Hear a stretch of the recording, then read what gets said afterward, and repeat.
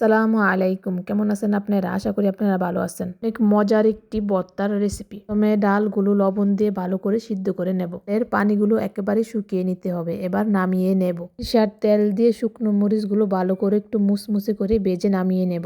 কুচি পরিমাণ মতন লবণ, ভেজে রাখা শুকনো মরিচগুলো দিয়ে দিলে প্রথমে শুকনো মরিচ, লবণ, সরিষার তেল দিয়ে ভালো করে ডলে এবার কুচিগুলো দিয়ে ভালো করে আরেকটু ডলে নেব। সিদ্ধ করা একটি ডিম ছিলে নিয়ে নেব। এখানে একটি ডিম দিয়েছি, আপনারা চাইলে 2টা বা 3টা ডিমও দিতে পারেন। এবার ডিমটাকেও একটু ভালো করে ভেঙে নেব। আপনারা চাইলে এখানে ধনেপাতা কুচিও দিয়ে দিতে পারেন। এবার সিদ্ধ করা ডালটাকে দিয়ে ভালো করে মরিচের সাথে মিশিয়ে নেব।